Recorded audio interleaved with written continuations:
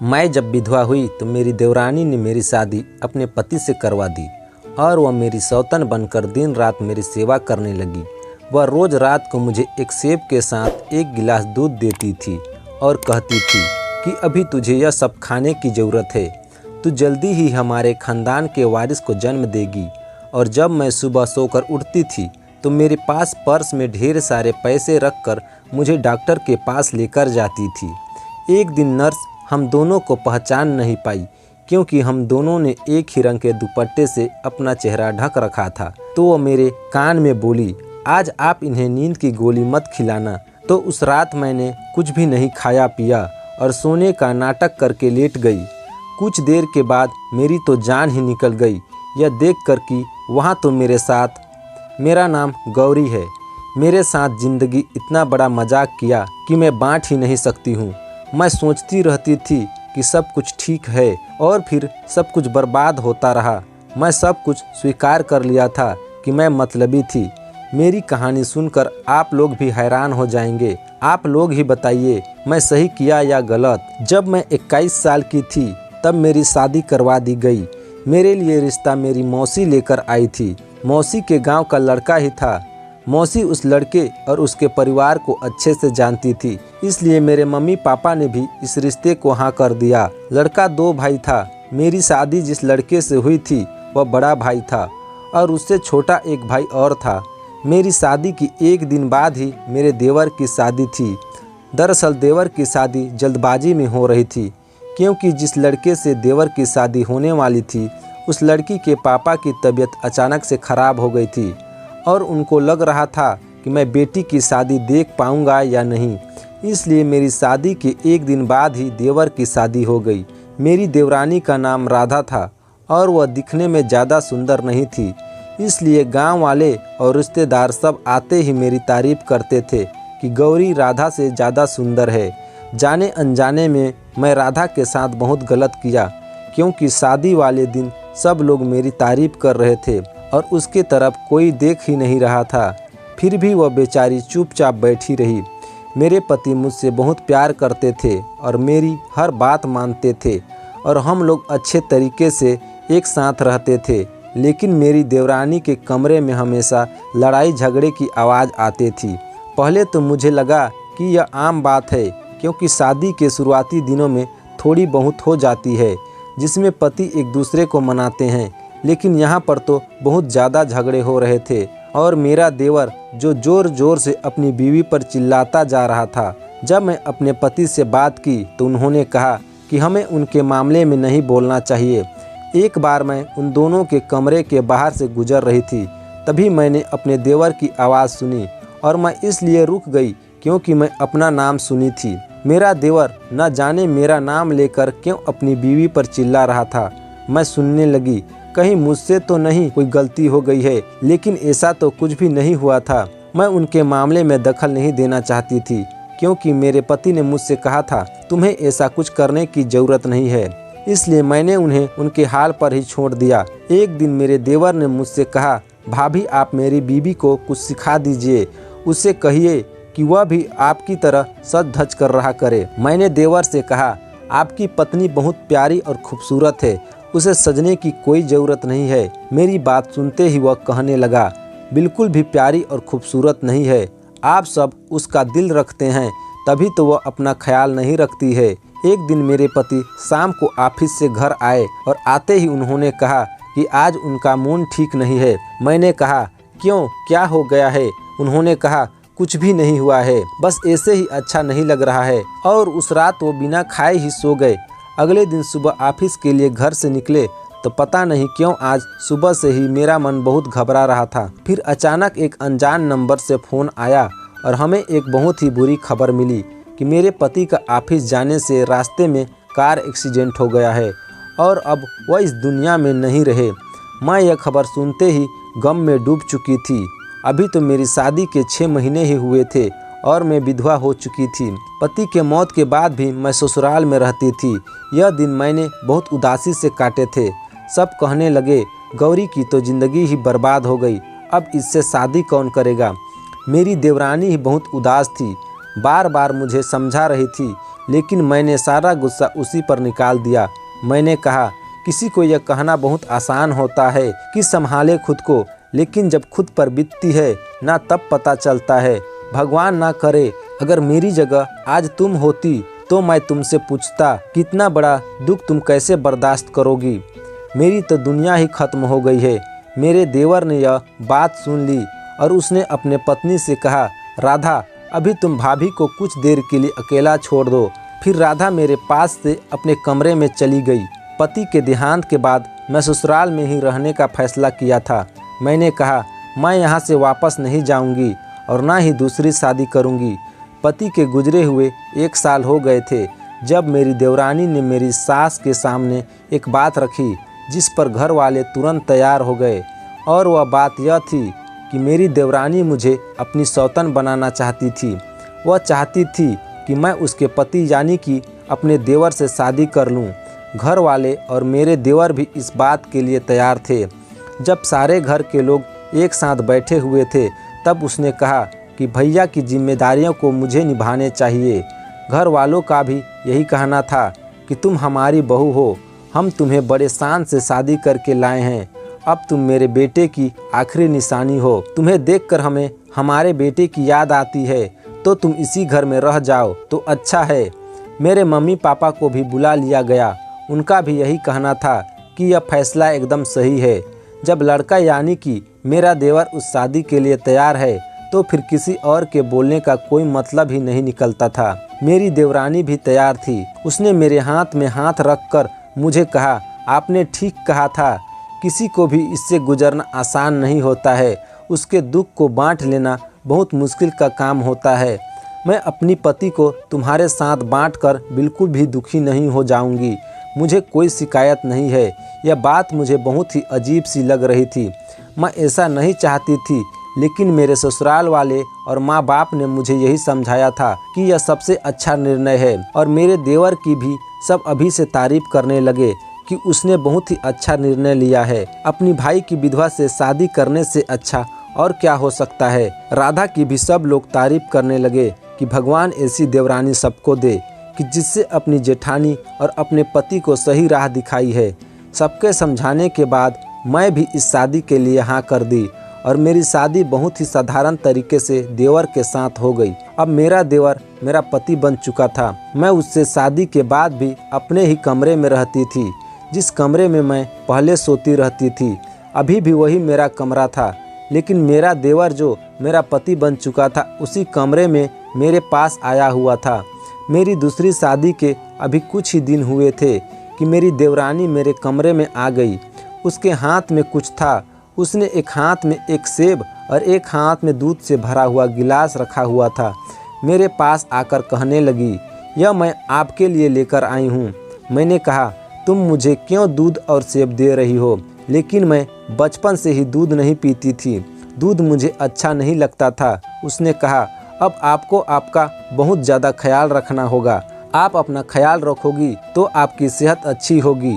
भगवान जल्दी ही आपकी कोख भर दे। मैंने कहा, तुम्हें मेरे बच्चों में क्यों दिलचस्पी है?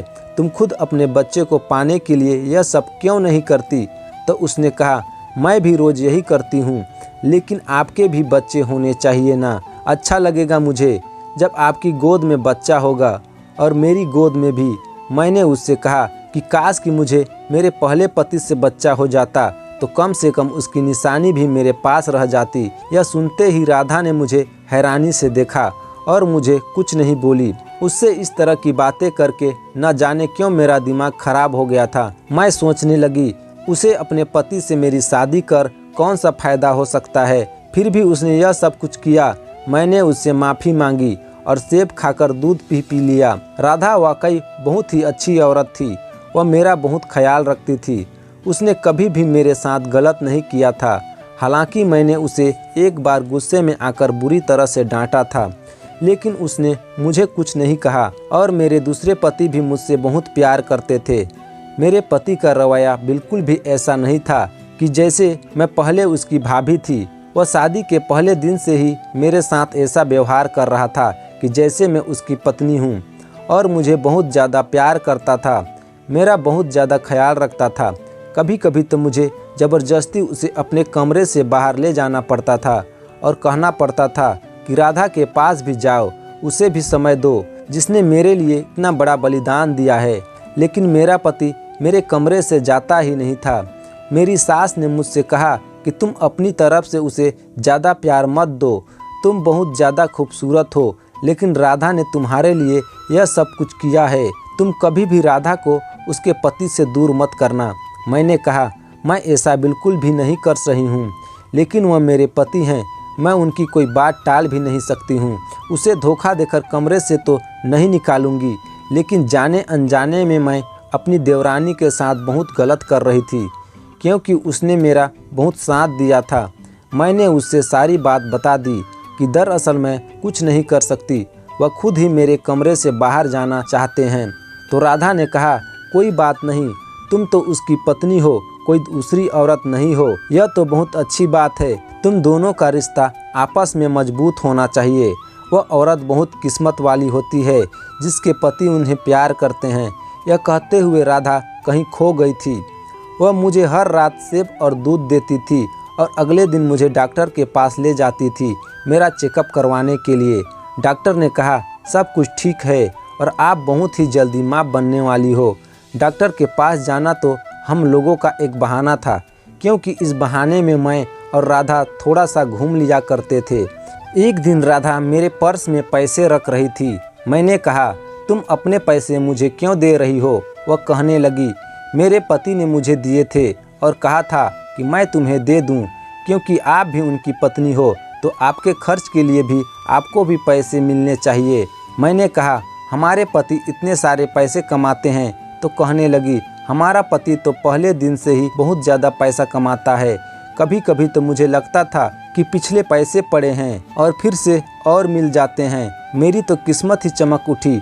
अब तो तुम भी उसकी पत्नी हो, इसलिए आधा पैसा तुम्हारे लिए रख कर चली जाती हूँ। मैंने कहा, चलो अच्छी बात है, मेरे पति के पास पैसे ही पैसे हैं। अपने पहले पति की याद तो दिल से नहीं गई थी, लेकिन मेरी ज़िंदगी बर्बाद होने से बच गई थी। अब मैं किसी की विधवा नहीं बल्कि किसी की पत्नी थी। अब मेरे और देवरानी के बीच बहुत प्यार बढ़ गया था। अब हम दोनों की चीज़ भी एक जैसी लेना शुरू कर दी थी। एक दिन हम लोग अस्पताल गए थे, तो मैं और देवरानी ने एक ही जैसे दुपट्टे से चेहरे को ढक कर रखा था, इसलिए नर्स से शायद कुछ गलती हुई। जब वो हमें डॉक्टर के पास ले गई तो जाने से पहले उसने मेरे कान में कहा, आज अपनी सौतन को नींद की गोली मत खिलाना। मैं यह बात सुनकर हैरान रह गई, यह क्या बात कर रही है? मैंने अपने देवरानी की तरफ देखा और सोचा कि क्या यह मुझे नींद की गोलियां खिलाती है, क्योंकि हर रात को यह मेरे लिए सेव और दूध लाती है। तो क्या मुझे इस दूध में नींद की गोली मिलाकर दे रही है? लेकिन यह मुझे नींद की गोली खिलाकर क्या करना चाहती है? मेरे साथ यह क्या कर रही है? अचानक मेरे दिल में हजारों सवाल जाग उठे। मुझे ऐसा लगा कि नर्स से सब कुछ गलती हुई है, लेकिन कोई गलती नहीं हुई थी, क्योंकि उसने बाकायदा मेरी देवरानी का नाम लिया था। और मेरी देवरानी मेरे साथ इतनी अच्छी कैसे हो सकती थी, क्योंकि उसने अपने पति की शादी मुझे करवाई थी और अब वह यह भी चाहती थी कि मैं उसके पति का बच्चा पैदा करूं। क्या वह खुद माँ बाप नहीं बन सकती थी? यह सब क्या था? मैंने सोचा कि अपने पति से बात करती हूँ। मुझे समझ ही नहीं आ रहा था कि मैं क्या करूँ। आखिरकार यह बात मैंने अपने पति से ही करने की सोची। मैं उन्हें यह सब कुछ बता दूंगी, लेकिन आज मेरे पति ने मुझे ऐसी बात बता दी कि सारी तस्वीर मेरे सामने आ गई थी। मेरे पति ने मुझसे कहा था कि तुम मुझसे दूर मत जाना। आज मैं तुमको एक बात बताता हूँ, मैं तुमसे बहुत प्यार करता हूँ और मेरे भाई के देहांत के बाद मैं तुमसे शादी करना चाहता हूँ। मेरी पत्नी तुझे बिल्कुल भी पसंद नहीं करती थी, वह तुमसे बहुत ज़्यादा नफरत करती है। मैं उसे हमेशा कहता रहता हूँ कि तुम भाभी जैसी क्यों नहीं बन सकती। मैं यह सुनकर हैरान रह गई कि वह मुझसे नफरत करती है। मैंने कहा, फिर उसे आपसे मेरी शादी क्यों कराई? मेरे पति ने कहा, क्योंकि मैं तुम्हें सहारा देना चाहता था और अपनी पत्नी बनाना चाहता था, इसलिए मैंने राधा से बात करवाई। यह वह बात हरगिज नहीं चाहती थी, लेकिन मैंने उससे कहा कि अगर तुमने घर में मेरी शादी की बात नहीं की तो मैं तुम्हें तलाक दे दूंगा, क्योंकि मैं तुमसे बहुत ज़्यादा प्यार करता हूँ। और अपनी पूरी ज़िंदगी तुम्हारे साथ बिताना चाहता हूँ। फिर मैं भी अपने पति को सारी बातें बता दी, जिसे सुनकर वह हैरान रह गए थे। उन्होंने कहा कि मैंने तुम्हारे लिए कभी भी उसके हाथ में पैसे नहीं दिए और तुमसे झूठ बोल रही है। हम उस डॉक्टर के पास जाते हैं जिसके पास राधा तुम्हें लेकर जाती है। हम लोग तुरंत उस डॉक्टर के पास गए, लेकिन अपना चेहरा दुपट्टे से ढक कर। फिर हमने उस डॉक्टर से झूठ बोला कि हमें गलत काम करवाना है। तो डॉक्टर ने कहा ठीक है, मैं अबॉर्शन करवा दूंगी, लेकिन उसके बदले में मुझे बहुत सारे पैसे चाहिए। उसके बाद हमने डॉक्टर से कहा कि हमने तुम्हारी रिकॉर्डिंग कर ली है, तुम यहाँ पर गलत काम करती हो। तो डॉक्टर एकदम से डर गई और कहने लगी, यह बात आप किसी को मत बताना। मैंने कहा आप मुझे उस औरत के बारे में बताओ जो आपके पास आती है और जिसका नाम राधा है। उसने कहा वह तो अपनी सौतन को मेरे पास लेकर आती है। तभी मैंने कहा मैं ही उसकी सौतन हूँ। मैं अपना चेहरा उसे दिखा दिया तो उसने तुरंत मुझे देखते ही पहचान लिया और कहने लगी, उसने कहा था कि आप इसको ऐसा दवा दो जिससे यह कभी भी बच्चा पैदा ना कर सके, और हो सके तो ऐसा करो कि इसकी जान ही चली जाए। यह बात सुनकर मेरे पैरों तले से ज़मीन ही निकल गई। मेरे पति भी बहुत डर गए थे। वह तुम्हारी जान लेना चाहती थी, तुम्हें बांझ बनाना चाहती थी।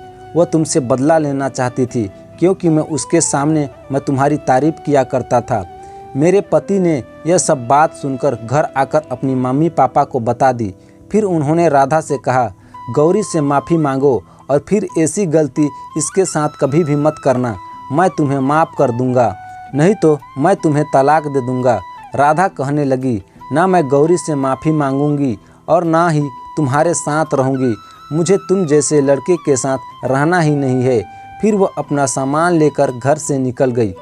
मैं आज भी उसके बारे में सोचती हूँ और हैरान हो जाती हूँ। मुझे लगा कि मैं अब माँ नहीं बन पाऊँगी, लेकिन अच्छे डॉक्टर से इलाज करवाने के बाद आज एक प्यारी सी बेटी की माँ हूँ। राधा को पति ने तलाक नहीं दिया है। मैं चाहती हूँ कि राधा फिर से वापस आ जाए, चाहे उसने मेरे साथ कितना भी गलत किया हो। और कभी कभी मुझे लगता है कि मेरे पति को उसके सामने मेरी तारीफ़ नहीं करनी चाहिए थी। फिर राधा वापस आएगी तो पूरे घर वाले उसे माफ़ करने को तैयार हैं, क्योंकि वह भी इस घर की बहू है और आज भी मैं उसको बहुत याद करती हूँ। आपको यह कहानी कैसी लगी हमें कमेंट करके ज़रूर बताएं, और वीडियो अच्छी लगी तो वीडियो को लाइक शेयर, और चैनल में नए हैं तो चैनल को सब्सक्राइब करना ना भूलें। धन्यवाद।